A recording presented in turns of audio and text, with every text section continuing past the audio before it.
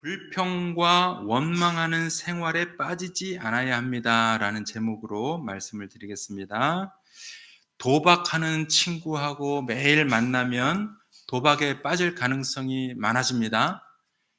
그리고 옆에 욕을 잘하는 친구들하고 매일 붙어 다니면 자기도 입에 욕이 붙어서 욕을 한마디라도 더 할 가능성이 또 많아지는 겁니다. 생각과 생활이 부정적일수록 그 열매도 부정적입니다. 우리가 불안한 사람하고 계속 같이 붙어 있으면 자기도 불안해져요. 활기찬 사람이랑 붙어 있으면 그 사람은 자기도 모르게 활기차집니다. 하나님은 이 세상과 모든 사람들의 주권자십니다. 그리고 그 인생들을 인도하시는 주님이 되십니다. 하나님은 사람이 하나님의 살아계심 앞에서 부정적인 인생의 열매를 맺지 않기를 원하십니다. 그래서 그 부정적인 열매를 맺지 않도록 불평과 원망하는 삶을 살지 않기를 우리에게 바라시는 줄 믿습니다. 오늘 26절에 보니까 이르시되 너희가 너희 하나님 여호와의 말을 들어 순종하고 내가 보기에 의를 행하며 내 계명에 귀를 기울이며 내 모든 규례를 지키면 내가 애굽 사람에게 내린 모든 질병 중 하나도 너희에게 내리지 아니하리니 나는 너희를 치료하는 여호와임이니라. 이렇게 말씀하고 있습니다. 모세가 하나님의 명령을 가지고 애굽의 왕궁에 갔을 때 바로 왕과 그 애굽 백성들은 하나님의 뜻을 거부하고 부정하고 거역하고 기만했습니다. 기억나시죠? 네. 그랬던 결과 하나님은 애굽 땅에 질병을 비롯해서 심한 재앙을 내리셨고 애굽 사람들은 큰 고통과 괴로움에 빠졌습니다. 하나님께 대한 부정, 하나님께 대한 거역, 하나님께 대한 기만, 이런 것들이 강해질수록 그 사람은 걷잡을 수 없는 재앙을 직면하게 됩니다. 결국 하나님께 대한 거역과 부정은 애국 군대가 홍해바다에 빠져 몰살당하는 비극에 이르기까지 이르도록 만들었습니다. 하나님께 대한 부정이 깊으면 나중에는 어떻게 된다고요? 그냥 여기 부러지고 여기 부러지고 여기 부러지고 이게 아니라 나중엔 몰살을 당하는 지경까지 이릅니다. 그런데 이스라엘 백성은 반대로 갈라진 홍해 마른 땅으로 건너가게 만들어 주셨습니다. 그렇게 해서 하나님은 이 세상에 존재하는 여러 신들 중에 한 분이 아니라 하나님은 온 세상의 신 중에 유일하신 참되신 하나님이라는 사실을 이런 사건들을 통해서 보여주셨습니다. 이스라엘 백성은 애굽의 군대가 전부 그 수장되었던 홍해 바다를 건너게 하신 하나님의 은혜로 구원을 받았습니다. 하나님의 은혜로 구원을 받았어요. 우리가 마른 땅을 건너갔기 때문에 구원받은 게 아니라 마른 땅을 열어주신 하나님 때문에 구원을 받은 겁니다. 아이들을 포함해서 좋기 한 200만 명 이상이 되는 그 민족을 이루었다고 우리가 추산할 수 있는데, 그렇게 많은 사람들이 그 홍해 바다, 갈라진 바다, 마른 땅을 건너가서 구원받은 사실 앞에 놀라지 않을 수 없고 그때를 경험한 사람은 감격하지 않을 수 없습니다. 그 사건을 체험하고도 내가 오늘 밥 한 그릇이 지금 앞에 없다고 불평할 사람들은 없을 거예요. 오늘 제가 가난 말기라는 판정을 받았는데, 예를 들어서 제가 가난 말기라는 판정을 받았는데 하나님께서 오늘 밤에 나타나셨고 마른 땅을 걸어가게 하셨더니 내일 병원에 가니까 이 말기암이 깨끗하게 없어졌어요. 그럼 집에 돌아가서 밥 한 공기 없다고 불평할까요? 안 할까요? 그 놀라움과 감격, 구원의 감격 때문에 하나님을 원망하거나 내가 집에 밥이 없거나 이런 게 눈에 보이지 않을 겁니다. 그런데 이스라엘 백성이 3일 길을 걸은 후, 이 말로 표현할 수 없는 그 홍해 바다가 갈라지는 것을 건너왔는데 3일 지난 후에 마라라는 곳에 이르러서 마실 물을 얻지 못했습니다. 물이 있는데 먹어보니까 너무 쓴 거예요. 그랬더니 이 백성들이 어떻게 했어요? 원망하고 불평하기 시작했습니다.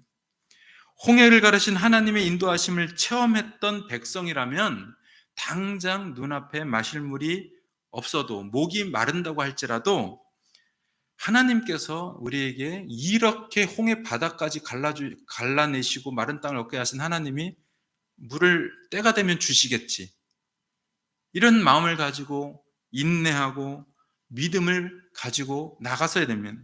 그런데 이스라엘 백성은 믿음과 인내를 발휘하지 못하고 지도자 모세를 원망함으로 애굽에서 인도하신 하나님께 대한 불평을 드러냈습니다. 그 당시는 모세를 보고 하나님을 봤어요. 그럼 모세에 대한 원망은 누구에 대한 불평이에요? 하나님께 대한 불평입니다. 하나님은 그런 백성을 위해서 단물을 주셨어요. 한 나무를 그 쓴 물에 던져라. 던졌더니 그 나무가 능력이 있어서 단물이 된 게 아니라 하나님께서 이스라엘 백성들을 시험하시는 거예요. 이렇게 단물로 변하게 한 사람이 누구냐? 홍해를 가른 사람이 누구냐? 이 하나님이 살아계심을 알고서도 너희가 이렇게 불평과 원망이 하느냐 하면서 또 단물로 바꿔주시면서 이스라엘의 믿음, 인내를 시험하신 겁니다. 그리고 하나님은 애국 백성처럼 하나님을 부정하는 모습을 비친 이스라엘 백성들에게 너희가 순종하지 않고 부정하고 거역하면 질병과 재앙을 당하게 되는 것을 봤다. 너희가 그러지 않도록 조심하라고 오늘 경계하는 말씀을 지금 26절에서 하시는 겁니다.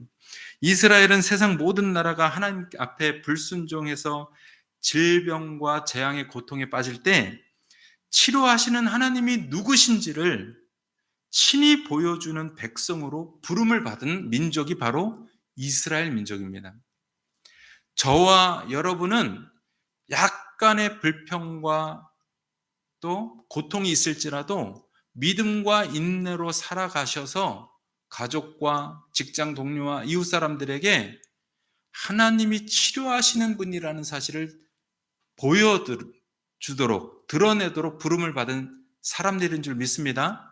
이스라엘 백성이 그렇게 했어야 되는데 이스라엘 백성이 세상 사람들처럼 똑같이 물이 없으니까, 목이 마르니까 인내하지 못하고 믿음을 발휘하지 못했던 겁니다. 이스라엘이 선민이 뭔지 아시죠? 선택받은 민족. 하나님 앞에 선택받은 민족이라도 하나님을 부정하고 하나님을 거역하면 선민이라도 징계에서 자유롭지는 못한 겁니다. 불평하고 원망하는 표면적인 원인은 생활의 불편과 만족에 있습니다.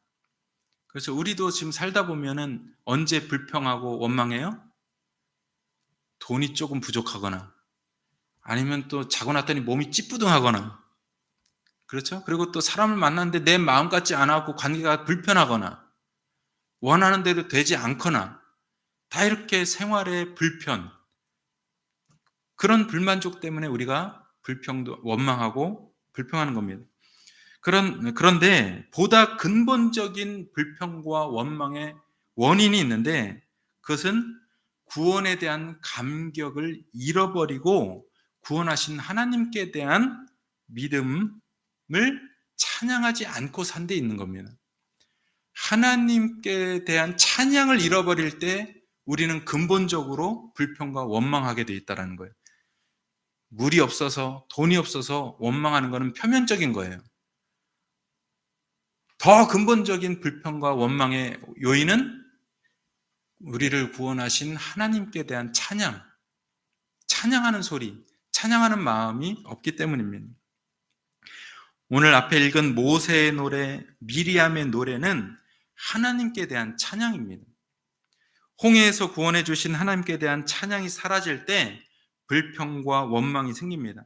사람의 힘과 능력으로 나올 수 없었던 애굽에서 탈출해서 나왔을 때 그곳은 광야였어요.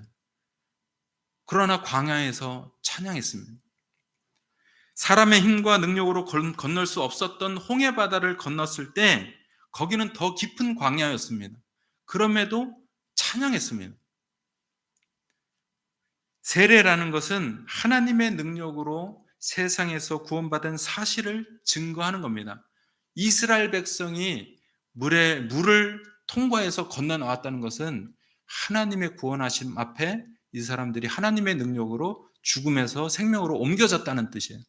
홍해 바다를 건넜다는 것은 우리가 세례받은 것과 같은 뜻이라는 것을 상징해 보여줍니다. 참된 세례를 받은 경험이 있는 사람들, 참된 세례를 경험한 사람들은 점점 더 평안히 거쳐야 할 환경에서 멀어지는 광야로 들어갈 때 구원해 주신 하나님을 찬양합니다. 가장 위태로웠을 때 여호와는 나의 힘이요 구원이며 나의 하나님이라고 찬양합니다. 불평과 원망은 우리를 세상에서 인도하시는 하나님께 대한 부정입니다. 사실 우리가 여러 가지 삶에 불편한 것들, 필요가 있을 때 그때 우리가 하나님을 긍정할 수 있는 좋은 기회가 될 수 있어요. 하나님, 이게 뜻하지 않은 게 벌어졌어요. 하나님, 이게 우리가 마음에는 필요로 하는데 왜 지금 우리한테 이 필요가 와닿지 않을까요? 오히려 그때 하나님을 찾고 하나님을 긍정할 수 있는 복된 시간을 주시고 있는 것인지도 모릅니다. 오히려 그 시간이 깊으면 깊을수록 하나님께서 나중에 나타나시고 우리의 부르짖음에 응답하시는 그 체험을 할 때 그 감격은 더 크게 될 줄 믿습니다. 불평과 원망은 질병 같은 악한 삶의 열매를 맺게 만듭니다. 불평과 원망을 벗어나게 하는 힘은 삶의 위기에서 구원해 주신 하나님을 찬양하는 겁니다. 저와 여러분은 각 개인적으로, 가정적으로, 또 우리 교회적으로 구하는 것들이 있어요. 그렇죠? 여러분 자녀들에 대해서 아니면 가족에 대해서, 직장에 대해서, 장래에 대해서 구하는 것들이 있습니다. 그렇죠? 예. 그런데 우리가 그때 삶의 여러 가지 필요와 또는 뜻하지 않은 위기 앞에서 구원해 주시는 하나님을 찬양할 때 우리가 하나님께 더 하나님의 또 시간과 계획하신 바 앞에서 우리가 하나님이 살아계신 것을 경험하게 되는 시간을 맞이하는 거라고 생각이 듭니다. 우리가 지금 구하는 것들이 다 있잖아요. 교회적으로도 있고. 그러나 언젠가 우리가 그런 필요들이 있지만 그럼에도 불구하고 그 필요가 채워지지 않아서 불평과 원망에 가까이 가는 것보다는 그런 필요가 있음에도 불구하고 우리 예전에 우리 홍해 바다를 건너게 하신 하나님의 사건이 있잖아요. 우리를 이 세상에서 건져주신 하나님의 은혜가 있잖아요. 그 은혜, 십자가의 은혜, 이것들을 생각하고 찬양하는 것이 우리한테 더 좋은 생활이 된다는 것을 말씀드리는 줄 믿습니다. 사는 동안 여러 가지 위기가 있습니다. 또 위기를 만나왔고 또 지금도 있을 수 있고 앞으로도 위기가 있을 겁니다. 우리를 놓아주지 않으려고 하는 세상의 큰 위협에서 하나님은 우리를 구원해 주셨습니다.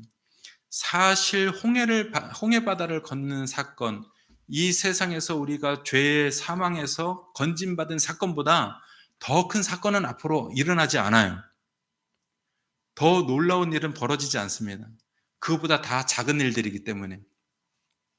그렇기 때문에 그 구원해 주신 사건을 감격하고 기억하고 찬양하는 것은 가장 중요한 생활이 되는 겁니다. 생활의 위기와 불편함이 있을 때 불평과 원망에 빠지지 않기를 하나님께서 원하십니다.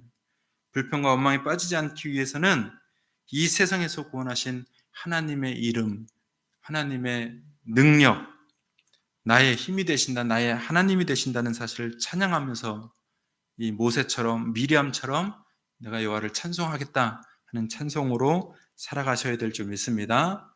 오늘 여러 가지 불편하고 또 원하지 않은 일들이 있어요. 그렇더라도 불평할 수밖에 없는 상황 같을지라도 그것을 접고 찬양하고 하나님을 높이는 시간으로 바꾸어 가시기를 축복드립니다.